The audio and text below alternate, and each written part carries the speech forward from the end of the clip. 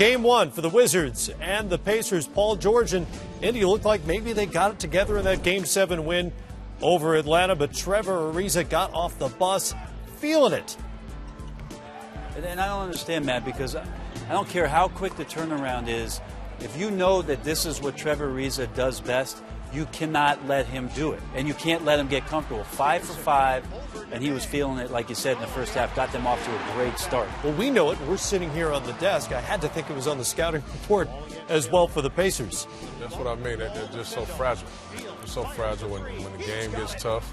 It's like they aren't as focused as they were. Larry Bird's had that look on his face a lot lately. Third quarter, Roy Hibbert called for the foul underneath. That's his fourth. Spent the rest of the third quarter watching right there. Played under 18 minutes in this game, 0-0 for Hibbert. Wizards dominating. Ariza knocks down the three. That was his sixth and final attempt. And make Ariza to marching Gortat. That was their last bucket of the quarter. They've missed their last 11. So an opportunity for the Pacers who go on a 10-0 run. And there were moments here in the third and into the fourth where it looked like Indiana could still pull this thing off. David West knocks down a jumper. He had 15 and 12 for Indiana.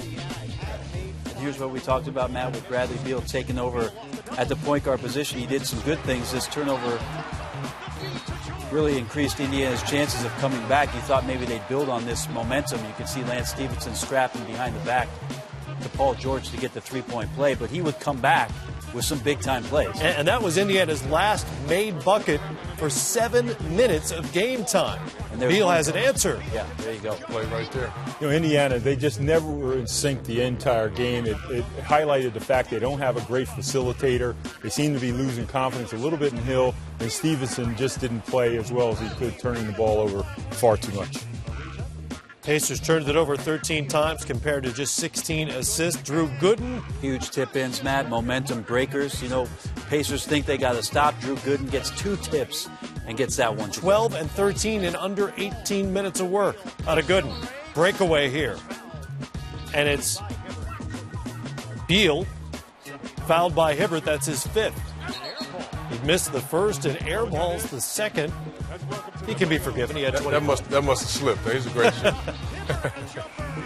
Pacers make it interesting late. Hibbert misses the wide open jumper. They had chances. Scola, no.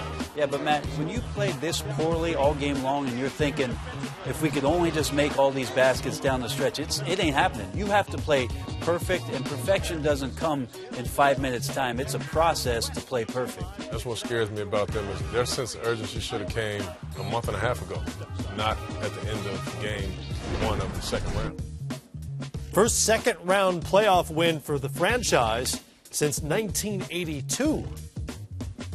Going back to the Bullets days from 32 seasons ago.